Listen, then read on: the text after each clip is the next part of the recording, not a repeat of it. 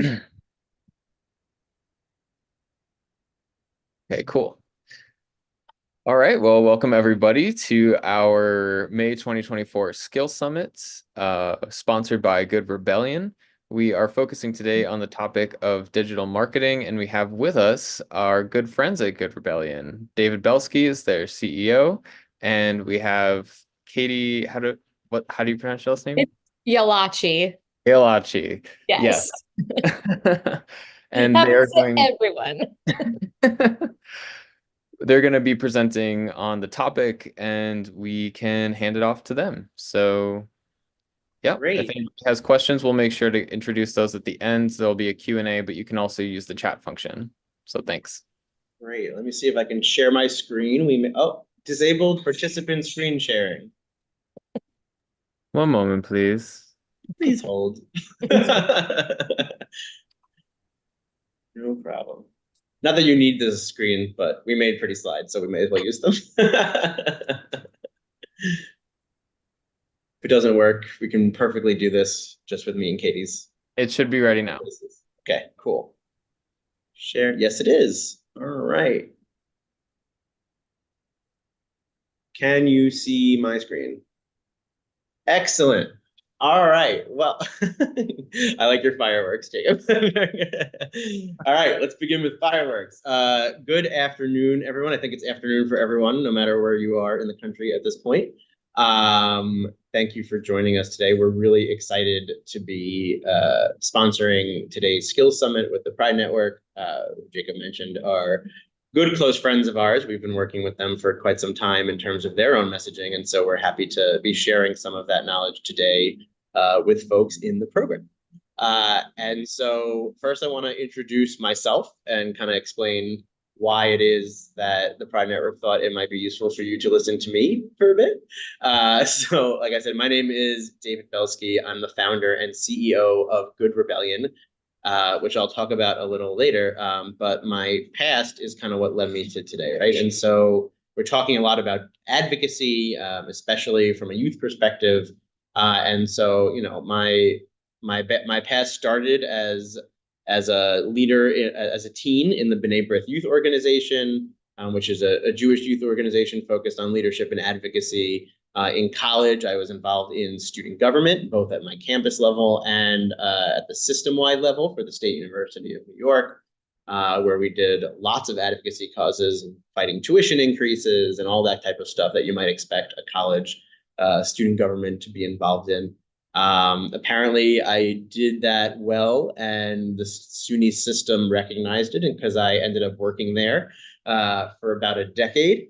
I led communications and marketing at the SUNY system, which included a lot of our own advocacy efforts with the state to get more funding for the state university. And internally advocated for things like getting SUNY to participate in the Pride Parade in New York City for the first time. So never lost track of that. After SUNY, I worked at the New York City Department of Ed, helping to drive corporate donations to public K-12 schools. And then after that, I was the managing director at a branding agency, which was fun, but a lot of the clients were very corporate. Just wasn't getting me out of bed in the morning. And so that is why I founded Good Rebellion.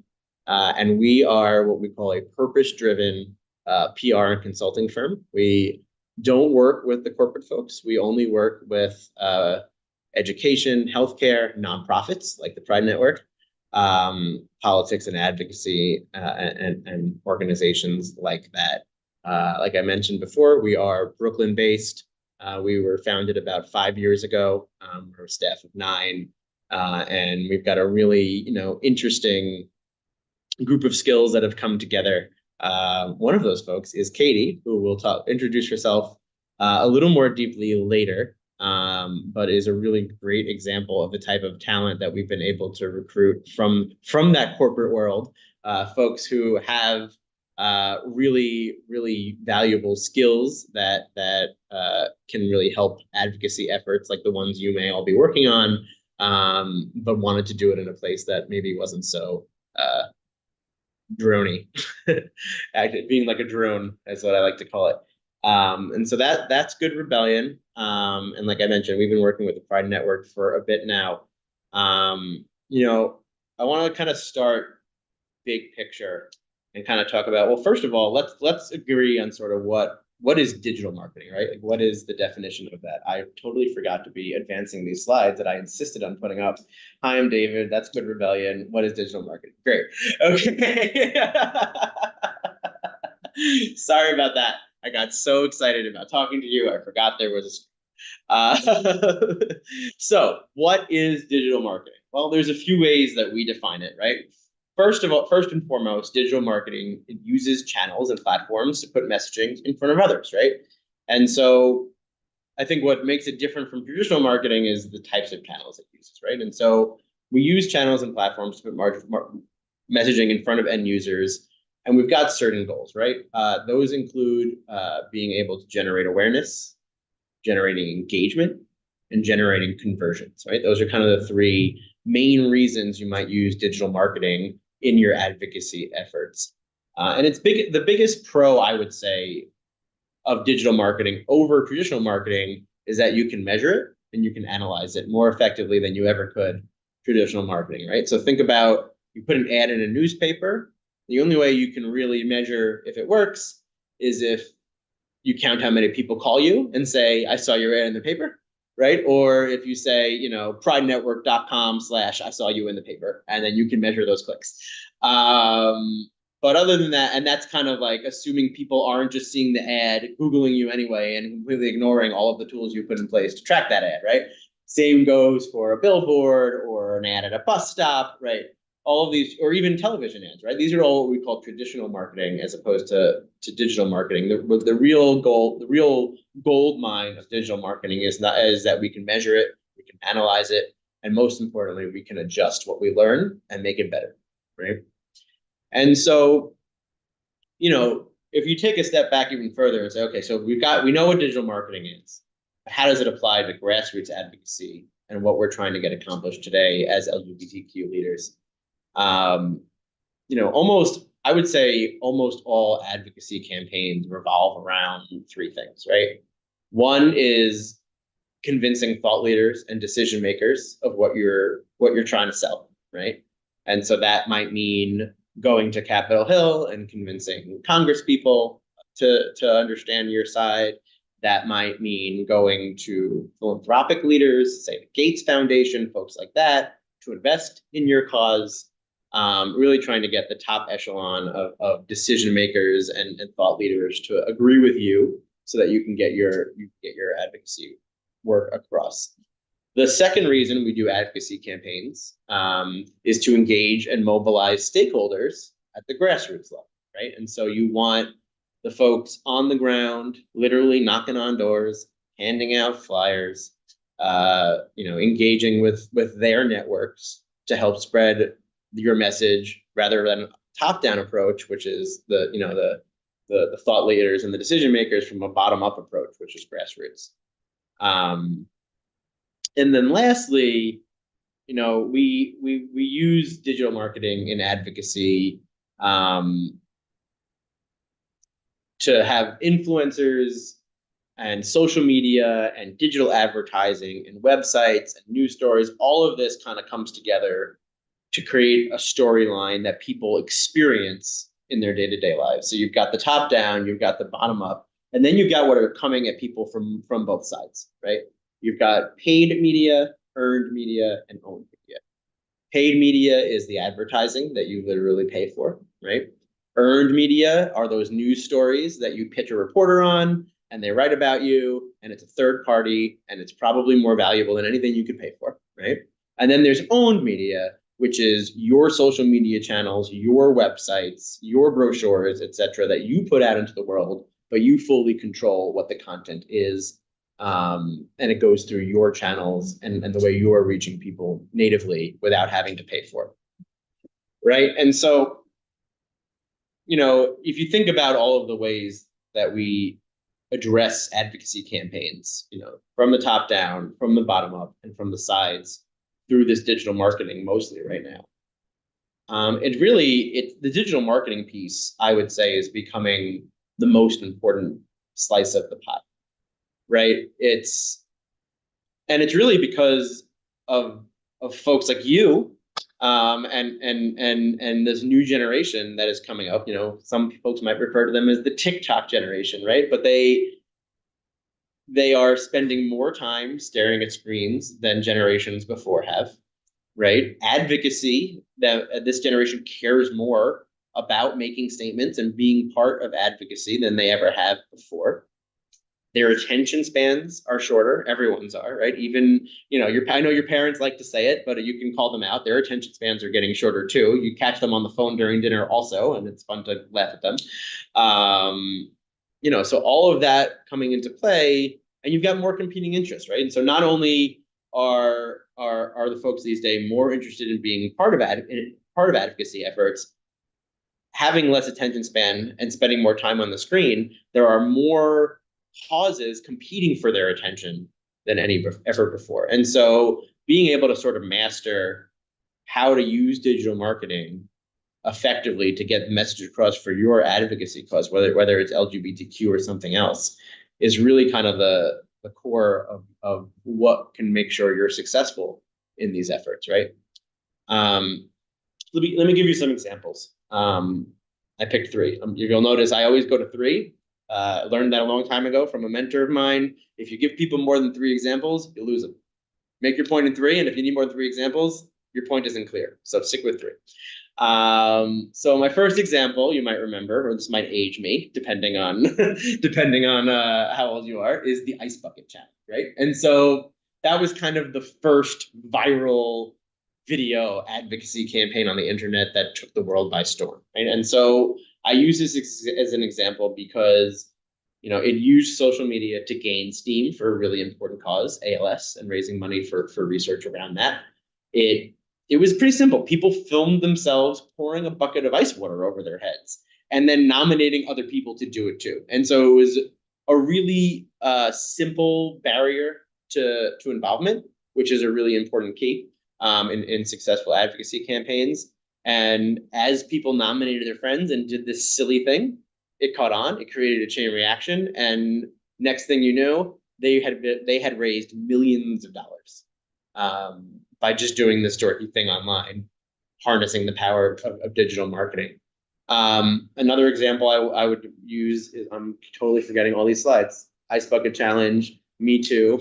It's because I'm looking at the video, but the screen is next to me. Anyway, so the next example I would put out there is Me Too, right? And so what's interesting about the Me Too advocacy work is that hashtag Me Too actually started in like 2006, but it didn't go viral until like a decade later when actresses like Alyssa Milano and Jennifer Lawrence and Uma Thurman started tweeting their stories using the Me Too hashtag. Once they started, it quickly ballooned. And I had to Google this, but over 19 million Me Too stories were shared online using that hashtag from the point that the celebrities took it upon themselves. And again, this provided for a very simple barrier to access, right? You didn't have to do much to be part of this. I mean, obviously, don't get me wrong, it takes a lot to tell your story, but it's not like people were asking you to donate a lot of money or to commit a lot of time. The human contribution is a relatively lower barrier to entry to participate in this. And it allowed the campaign to sort of transcend geography, race, economic levels, all of it. Like anyone who had access to Twitter could tell their story, end it with hashtag Me Too, and become part of this movement. I will remember to change the slide now. My last example is the 2020 election. I know that probably gets people upset and a lot of PTSD. It sure does for me. But the reality is that the 2020 election is what a lot of pundits, and I'll agree, call the first digital election. And it's because we were all stuck at home during COVID, right? And so while sure, the Obama campaign was really the first folk who figured out how to leverage social media in an effective way for a political campaign, the 2020 election between Biden and Trump was the first time that in many ways a full presidential campaign was conducted on the internet. And it sped up a lot of things that both are better for advocacy and probably also terrible for society, but here's where we are now. it was driven a lot not only by being stuck at home by COVID, but also by sort of the online advocacy campaigns that were going on around it. You had issues like BLM driving the more liberal side of the conversation, and then you had movements like QAnon driving the right side of the conversation, and then you had both campaigns of both candidates trying to leverage that power for themselves to be able to win the election. So it was a pretty crazy kind of coming together of the peak of digital marketing used in advocacy. And when I say it kind of was bad for society, what I mean by that is that it's probably what drove this sort of reality we live in now, where there are almost two separate bubbles of digital advocacy worlds that we operate in, red and the blue, right? And sort of drove the algorithms to be serving content to people that they wanted to see. And then you had these huge campaigns funneling money into the advertising streams of these algorithms, which caused those algorithms to then double and triple and quadruple down on the type of content they were serving people, because they said, hey, we're getting paid money to show people the stuff that they want to see. And so that is why, liberals and conservatives have never had more direct ways to get to their audiences, but it's also never been harder to get outside of those rails, which is both good if you're an advocacy person and you're trying to reach your audience, but bad if you're trying to change minds, right? And so when we talk about political campaigns and advocacy campaigns, you talk about getting out the vote, which is really about you've reached the point where you're no longer trying to convince people of something else, and you're just trying to mobilize your core base to literally make sure they actually vote and express their opinions. And I think I would venture that we have reached a point where the get out the vote decision, the point where we've decided we can no longer change minds and it's time to get the vote out, has come earlier and earlier in the process because of that. And so, I think all that to say, as you begin your careers or volunteer futures, whatever path you're taking in your advocacy work, I think it's pretty clear that digital marketing is probably the most important tool you have at your disposal to make a difference at scale. And so I'm going to hand it over to Katie now, who's going to talk about some of the ways that we do this at Good Rebellion and some of the key components that we keep in mind, the kind of theoretical components that help kind of drive how we shape our campaigns and how you might think about shaping your campaigns into the future. So Katie, all yours. And if you want to start by introducing yourself, that would be great. See, I missed a slide. Sorry. Gays in digital marketing. That's a good slide. Now, Katie. Don't worry, David. I'll give you a point when I need a new slide. Thank you. Thank you, David. Hi, everyone. I'm Katie. As David mentioned, I am the marketing manager here at Good Rebellion. I'm super excited to be here with you all today. I've loved working with the Pride Network for the short 2 years I've been here at Good Rebellion. But my background in social media has been ever growing since I moved to New York City from Michigan a little over 10 years ago now. So as a marketing manager, I'm obviously super passionate about using digital marketing to make a difference, both personally and my own endeavors, but also for all of our clients at Good Rebellion. Everyone here already knows that social media is such a powerful tool for connecting with people and also spreading your message. But we also know that these platforms are so oversaturated. There are so many people on every platform. Everyone's got multiple platforms. We've got profiles for our dogs. We've got profiles for our kids. There is so many people on every type of social media channel, and we really need to figure out how to cut through all of that to really make an impact and spread your message. So to make that impact, you need to be super intentional and also authentic with your approach. David, you can go to the next slide. On it. Amazing. All right. So one of the things that we use at Good Rebellion that I kind of curated with little bits and pieces that I've learned throughout my time in the digital marketing world is these 4 C's of social media. These are super simple principles that can help you create content that not only stands out from all of that clutter that I was talking about, but can also be utilized to resonate with your specific audience. Next slide. Perfect. So the first C is content.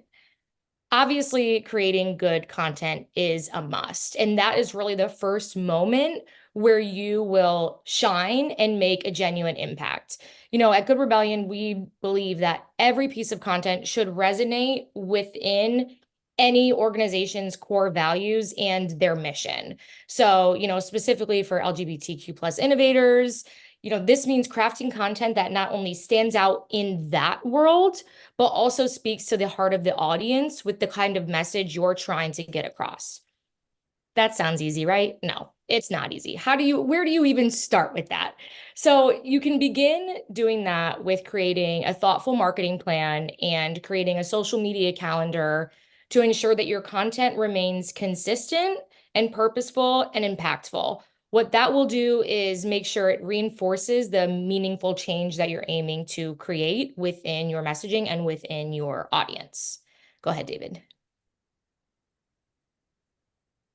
Conversations, that's the second C.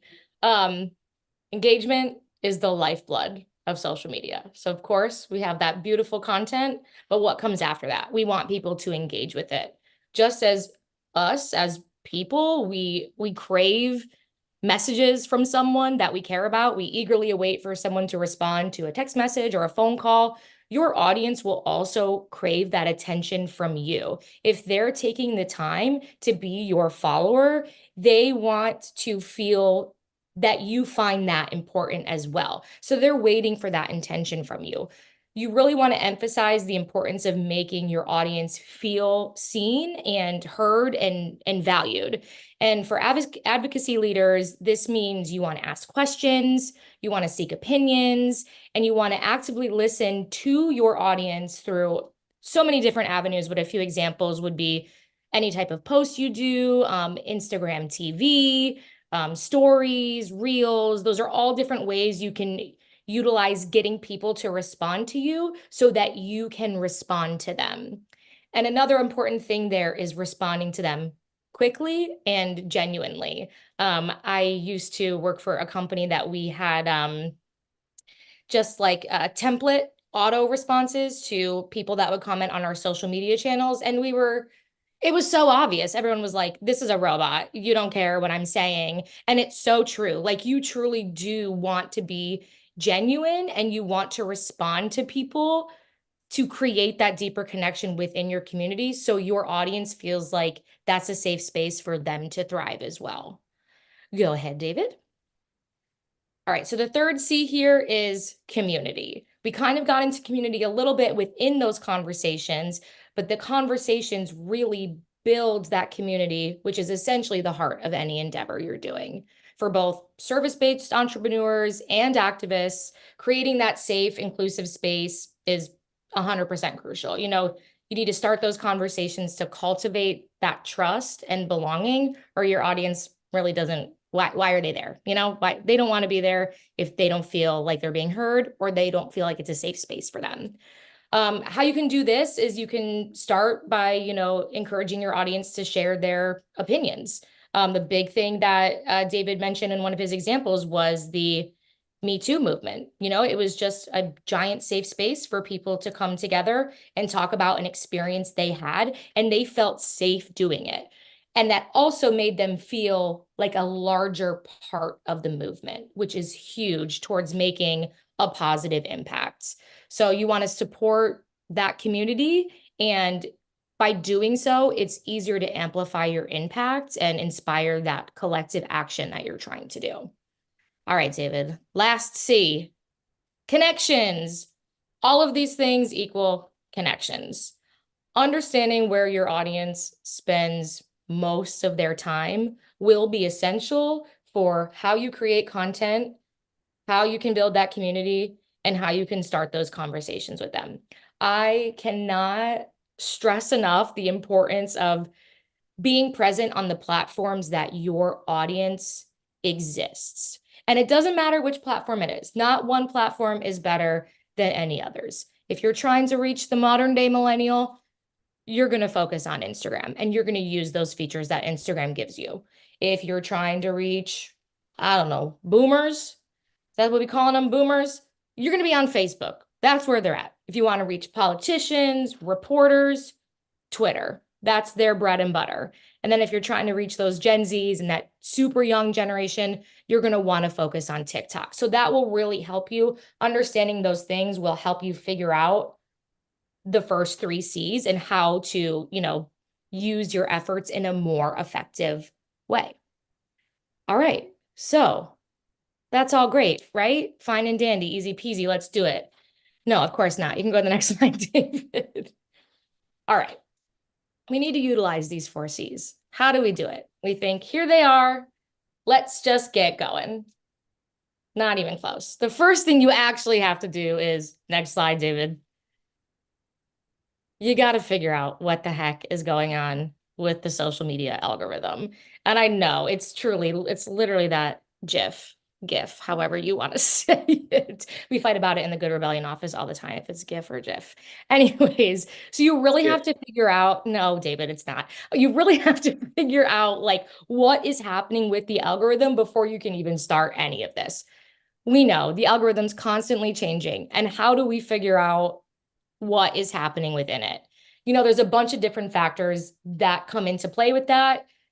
Relevancy, recency of a new feature that was just launched. What are more people engaging with? What are the users' behavior? That'll all influence how these social media platforms display content into a user's feed. So trying to figure out what is the most important thing to each individual platform will really what that will feed that algorithm. Perfect example, last year, Instagram said, Reels, we love Reels. And they were not pushing out any static posts, photos. That wasn't happening. If you got on the Reel train right when they launched it, your engagement was skyrocketing. So you really need to figure out, you got to really tune in to what is being launched on each platform and really get in at the beginning and adapt to those changes so you can utilize then those 4 C's into your everyday marketing goals. All right, David, next slide. Once you've deciphered the algorithm, like I said, now it's time to craft that compelling content. You got to break through the chaos, all of these oversaturated platforms. You need to cut through the clutter, and that will demand that content that captivates your audience. So visually stunning imagery, thought-provoking narratives that end in, specific call to actions. All of those elements must work together, and that will help inspire that meaningful engagement within your audience. All right. Then the next one brings us to our 3rd and 4th C are kind of put together within this next step here. So we need to build that community and connection. That is the heart of every effective advocacy. It lies within that community building. The social media algorithms will favor content that sparks those genuine interactions, uses their features, and cultivates a sense of belonging emotionally and also within the platform. So by actively engaging with your followers and nurturing those online communities, you can amplify your impact and extend your reach even further. Go ahead, David, next slide. So those are the 4 C's, but it doesn't stop there. Myra Rose tells us it's timing, it's consistency. That makes all the difference as well. So you've used all those 4 C's. Now, how do we get people to see it? How do we maximize that visibility and maximize that engagement? That will really be understanding your audience's online behaviors and maintaining a consistent posting schedule. And that'll be easier to then stay on top of your users' feeds and also your users' minds. They get on Instagram every day at 6 o'clock after work. They see your post because you just posted. It's perfect. Done. Easy peasy. You are always on the top of their feed when you know your followers are online. And there's also a lot of different ways that you can measure your audience behavior and when they're most active, which we will get to in like 2 more slides. You can go to the next one, David. All right. And although we know that organic reach is super invaluable, paid advertising does offer a powerful tool that can help amplify those important messages to broader audiences.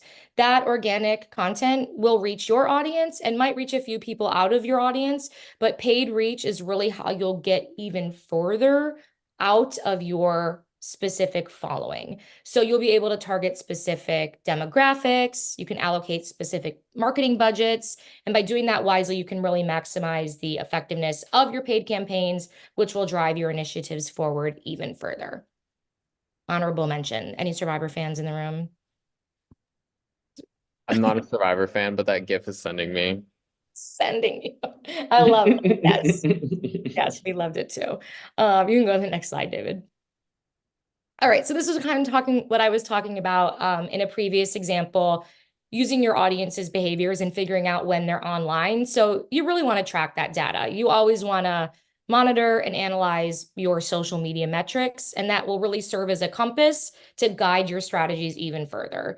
So your KPIs, your key performance indicators could be anything like how many likes we get, who liked what time did they like it, when was everyone online, and did they like a video or a post better?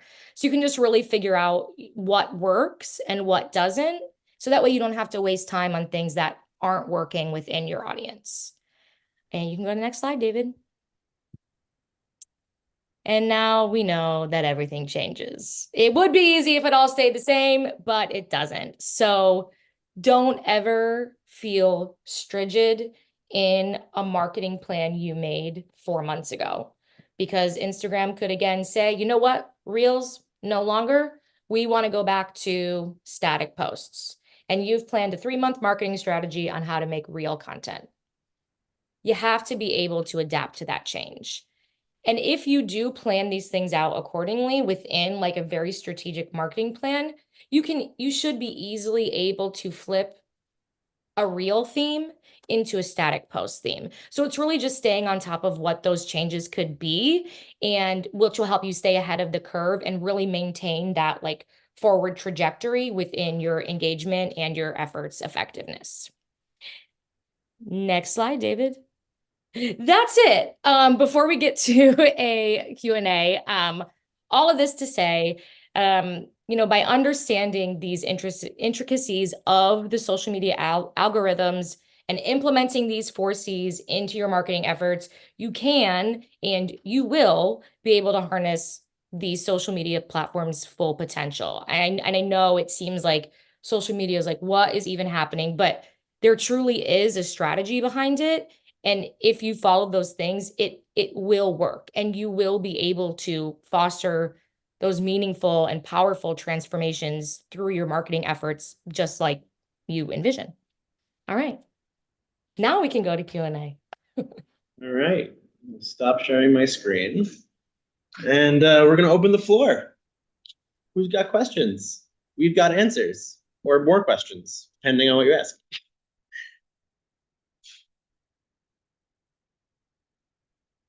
Or we were just perfect and there's no holes in what we presented whatsoever. Everyone just wants to comment on the GIF conversation. That's fine also. You can give your We opinion. can start there, and you can everyone can tell Katie how she's absolutely wrong. Hey,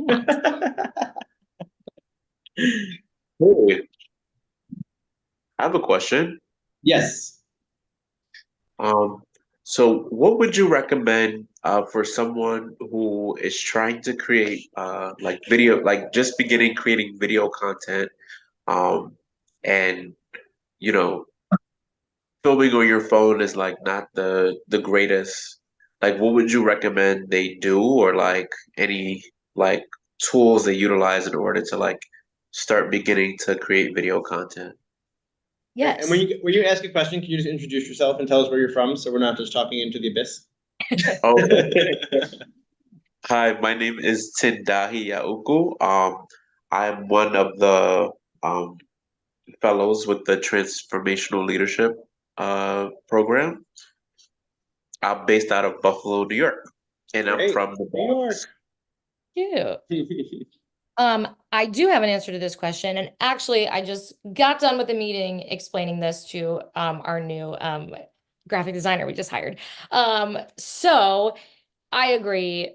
It is impossible to make videos on the phone. That little slider editor on the bottoms of the pages is so small, and like fingers are not that small.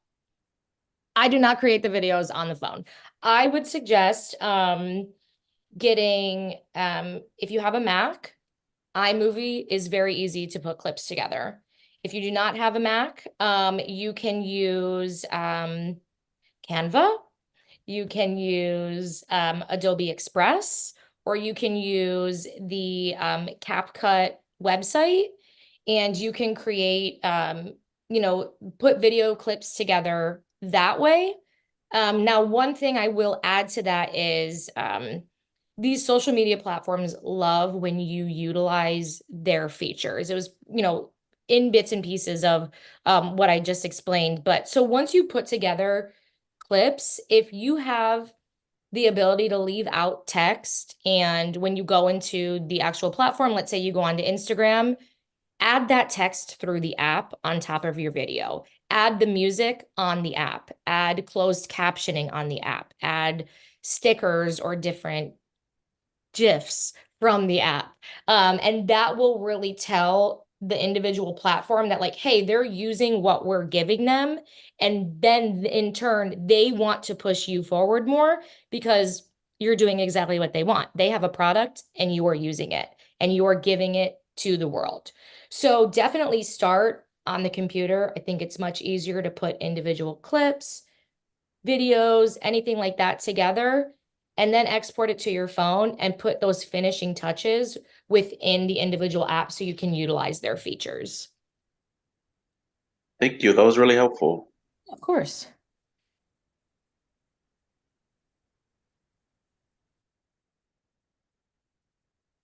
Melanie, your hand is raised. Go for it. Hello, my name is Melanie. I use she, her pronouns, and I'm a program specialist with the LGBT network. I facilitate youth programming, and I do a lot of fun videos with youth. Now, the problem has been generating views and spreading awareness of the videos. And I think we've done some different approaches. Like we've had the trend approach where we maybe do a dance on TikTok. We've had like sliding show approach where we've showed pictures or maybe showed historical photos and did like text of information explaining maybe Stonewall. And also we've done voiceovers. And I guess my question is, how do I kind of spread that content so that it generates more views, but also are hashtags like effective? Because I know that at one point hashtags were extremely important, and even in TikTok, there's like a For You page that you should always kind of refer to. But I was wondering from your experiences, are hashtags effective, and what is the right approach to spread more awareness?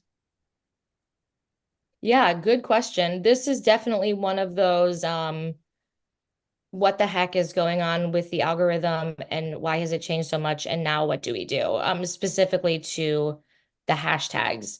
Like you said, Instagram was huge on hashtags. Now, not so much anymore. They've really lessened. Now they're saying like only 4 hashtags per video instead of 30 like you used to be able to post.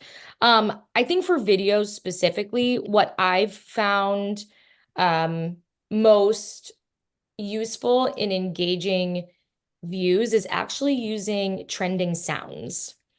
On Instagram, you can see when you like go into the like to add a sound on a video you've created, if you see like a little arrow kind of like zigzagging up, that means the sound is trending. So the app is pushing videos out that's using that sound. So that's one thing I could suggest.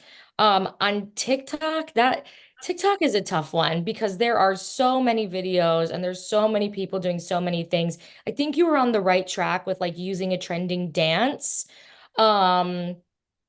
However, I would still say, again, what I've noticed the best on TikTok would be utilizing a viral sound, and hashtags are more useful on TikTok now than Instagram. I hope that was helpful. I know that's a tough one. That's a tough question. But I have a follow-up question. What have you noticed of like those three things you mentioned on TikTok?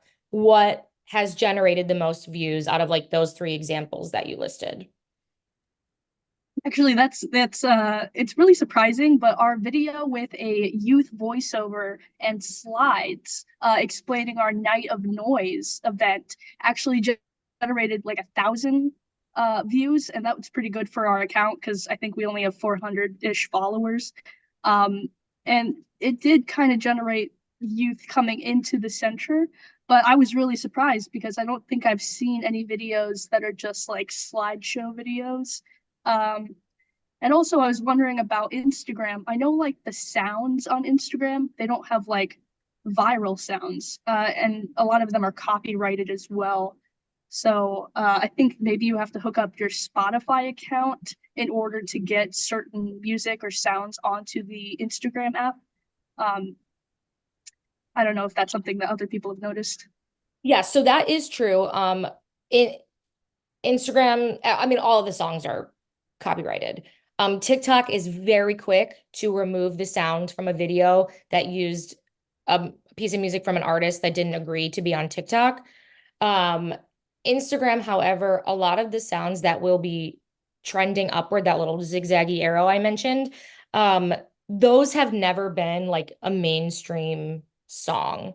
It's really just like a background sound or someone covering a popular song. And that's like a way that it's like a way around that copyright and not using the artist's actual song. Someone's covering it and someone's saying, you can use my sound. So those are the sounds that are really trending on Instagram. TikTok is tough though, because it'll look like it's fine. And then suddenly your video has no sound on it anymore. And it really stinks, especially for a video that's done well. One thing I did want to mention though, you mentioned the like carousel on TikTok did surprisingly well. When Instagram said, TikTok is amazing, we want to focus on Reels, TikTok said, let's do slideshows. So TikTok changed their algorithm and boosted more posts that were just doing swipe through carousel videos because Instagram went to Reels. So it is just like an ongoing battle, not only like with you and the platform, but also the different platforms not wanting to be the same as the other. Because why would you use TikTok if you can just use Instagram? So they have to be different in some way. And that is likely why that carousel post on TikTok did much better than you thought it would, because it probably happened when that little algorithm switch happened as well.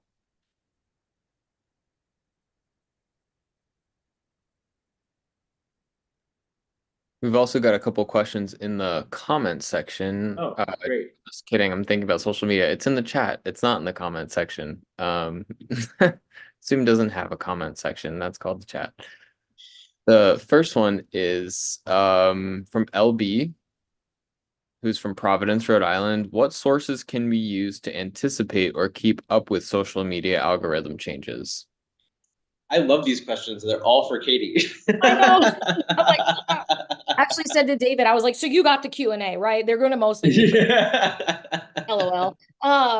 So I am a big blog reader and I am reading marketing blogs and all the things. And there's these like secret blogs that are like, have you heard about the new change that Instagram might drop? I'm always reading those. I'm always trying to figure out what's coming next. Also, Instagram does make it a little easier if you follow there's like an official Instagram account for Instagram for creators and Instagram for businesses. They will tell you what they're about to launch, which has been super helpful. So that will really help you stay on top of kind of what Instagram's doing. Anything else, it's really just trying to get like inside scoop. Like a lot of these blog writers like maybe work for Meta or work for TikTok and they're like, hey, we're doing this. Get on it, you know? So there's a lot of blogs out there that you can pretty easily just like search on Google and find that will be able to help you with that.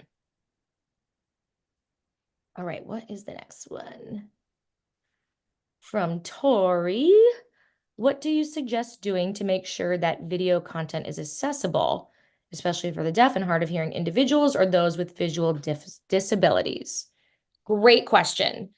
On every platform, there are alt text options, closed captioning options, and within the alt text, it is not in the caption. A lot of people will write in the caption, like, in this photo, there is a girl wearing a green shirt who is talking about X, Y, and Z. But there's actually a way that when you're posting something on Instagram, you can click alt text, you fill it in, and for both visually impaired and hard of hearing, whatever device they're using, their device will either read it out to them. So if they are visually impaired, the device will read it to them so they can listen to the alt text. Or if you're hard of hearing, you can read the alt text. So those have been put into place on all of the platforms for those different types of accessibilities. Good question. Great. What else? Wow, we've got about 10 more minutes. You guys can come up with some more questions. Well, I'm gonna sort of turn this into a question, but I'm also just wanting to put this out there because I know for our audience, mostly being grassroots queer leaders, working on some sort of social change project in their community or advocating for some group of people in their community, I would encourage you all to check out the last skill summit that we had on our YouTube page, which talks about grassroots organizing. And in that, we discuss that there's really three camps of grassroots organizers. You have innovators, orchestrators, and agitators. And each of those different categories are going to have very different content in terms of their marketing. Agitators are going to be trying to like raise awareness about a cause or stimulate some kind of action or movement towards something and like rile people up around an issue. Innovators are coming up with a solution to a problem and they're trying to sell people on the solution and hey, this is the way that we move forward through this social issue that's challenging. And orchestrators are really trying to bring other people together and build coalitions and unite different groups of people. So it's very much related to the production of content. So if you can figure out whether you're an innovator, orchestrator, or agitator, that might help you find your lane and streamline the kind of things that you're making so that you're not scratching your head saying, what kind of content should I be creating? I have this cause I care about, but it's also overwhelming. I'm getting lost in the sauce of possibilities. So finding your lane is also a really great way to streamline your digital marketing, and you can check out that on our YouTube page. Great. We've got a question from Melanie in the chat, not the comment section. How can we excite or involve youth to make outreach videos for LGBTQ+ events? I think, and Katie can follow up on this, but I think the key to getting people to create their own content is to give them an outlet to make themselves feel seen in the content. And so giving them some sort of prompt that encourages them to tell their own story or give their own perspective on a certain topic or issue is a really effective way to get that sort of those creative juices flowing for people. And also kind of giving them an outlet that sort of makes them feel like they're going to be seen, right? And so show them the platforms that are going to give them a larger audience. If these are the types of folks who are going to make videos for themselves, they're probably doing it because they want an audience for them. And so showing them how that's going to be amplified by using your hashtag or your platform is a really effective way. But I would say the key is letting people sort of be seen, feel like they can be seen in their own content, and have a direct impact on the message that you're overall trying to get across. Katie, would you add anything to that? No, I agree 100%. It's really all about that, finding a place for somebody to be their authentic selves, which really just encompasses essentially everything we talked about. Yeah. Yeah, and I think another technique I might say is once you get a few videos in, maybe slice them together into sort of a highlights reel with like some upbeat music and something like that, so that not only are people feeling that they can see themselves in the message that they're putting on the site and that they're going to be seen by lots of people, but they're by kind of hyping it up, it makes them feel like they're part of something bigger, and something exciting, even if what they're directly submitting is not at that level. They're part of something that can be. All right. Any last questions?